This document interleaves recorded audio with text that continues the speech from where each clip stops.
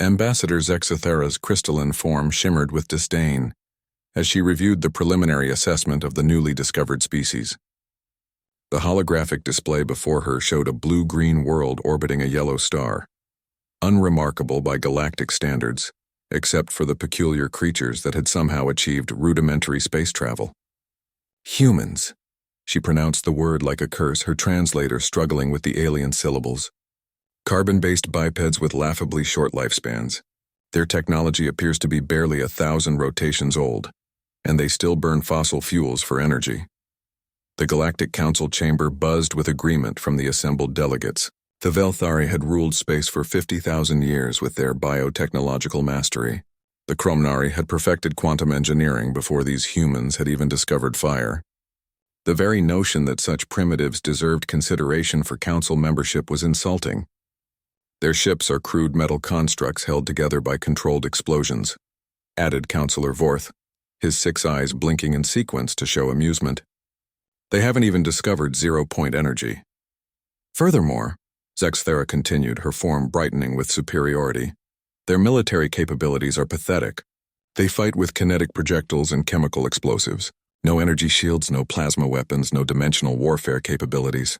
They are clearly a Class 7 primitive species, suitable only for observation and eventual guidance toward proper civilization. The motion passed unanimously. Humanity would be catalogued, monitored, and perhaps contacted in another few millennia, when they had evolved beyond their barbaric ways. 3 months later, the Velthari research station Nexus 7 went silent. The massive installation, housing 10,000 researchers and protected by the most advanced defensive systems in the galaxy, simply vanished from all sensors. When the Council's investigative fleet arrived at the coordinates, they found only empty space and trace amounts of exotic matter that defied analysis. Impossible, breathed Fleet Commander Yixtal as his sensors swept the void. The Nexus 7 had Class A shielding. Nothing short of a supernova could have destroyed it so completely. Within days, 3 more installations disappeared. The Kromnari mining complex at Kepler's Belt, the Zephyrian communications hub in the Vega system. Each vanishing left the same signature, a faint trace of matter that shouldn't exist according to known physics. Panic spread through the council chambers. The greatest minds of a dozen species worked frantically to understand the threat. Theories ranged from ancient weapons awakening to interdimensional predators. None considered the possibility that the primitive humans might be involved, until Captain Sarah Chen's voice crackled through every communication array in council space. "Greetings, Galactic Council," her transmission began, her image appearing on 10 billion screens simultaneously. She stood on what appeared to be the bridge of a human vessel, but the technology visible behind her was utterly alien. Impossible geometries twisted through walls that seemed to exist in more than 3 dimensions. "I am Captain Chen of the UES Archimedes. We understand you've been having some technical difficulties." Zexathera's form flickered with shock. "How are you broadcasting on our secured networks? Your technology is primitive?" Chen's smile was sharp. "Yes, we heard your assessment. It was educational. You see, while you've spent millennia perfecting what you already know, we've spent our short lives asking a different question. What if we're wrong?" Behind her, Engineer Rodriguez stepped into view, casually adjusting something that looked like a crystalline computer core fused with organic components and quantum processors. "Turns out your impossible technologies become pretty straightforward when you stop assuming the universe follows your rules. You're holding our people hostage." Councillor Vorth's voice shook with rage. "Hostage?" Dr. Patel's voice joined the conversation as she appeared on screen, surrounded by surprised but unharmed alien researchers. "We prefer involuntary consultants. They've been very helpful in understanding your technology. Did you know your bioships have a critical vulnerability in their neural feedback loops? And your quantum processors? They're remarkably inefficient. We've improved them by about 300%. The council chamber erupted in chaos. Impossible. These primitives couldn't have reverse-engineered in days what had taken millennia to develop. "You want to know the difference between us and you?" Captain Chen continued, her broadcast cutting through the noise. "You see the universe as a set of known laws to be followed. We see it as a puzzle to be solved.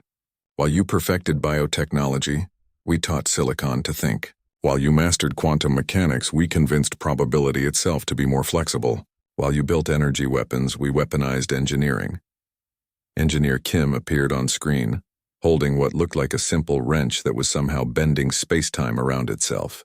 Turns out when you approach the universe with the assumption that everything can be improved, fixed, or rebuilt better, amazing things happen. "This is madness," Zexathera whispered. "Your species has existed for barely a cosmic instant. You cannot have surpassed us so quickly." "But we didn't surpass you," Chen replied. "We just took everything you built and asked, what if we made it better? Your bioships now run on hybrid quantum organic processors. Your energy shields have been upgraded with adaptive resonance dampeners. Your communication networks, well, you're experiencing the upgraded version right now."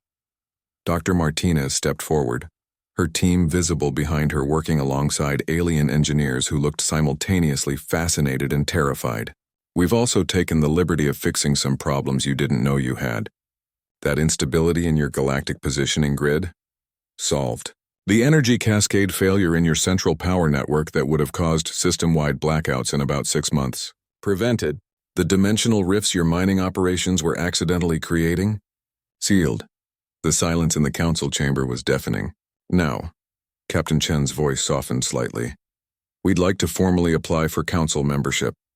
Our engineering corps is prepared to share their improvements to your technology. In exchange, we ask for recognition as equals and access to your accumulated knowledge." Ambassador Zexathara's form had dimmed to barely visible levels. "And if we refuse?" Chen's smile returned, but now it held a hint of the same madness that had allowed humans to look at the impossible and call it Tuesday. "Then we'll just have to keep improving things. You'd be surprised how creative human engineers get when they're bored." Behind her, Engineer Thompson waved cheerfully while holding what appeared to be a functioning perpetual motion device powered by Paradox.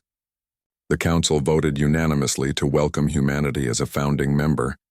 After all, it was better to have engineers like that working with you than wondering what they might improve next.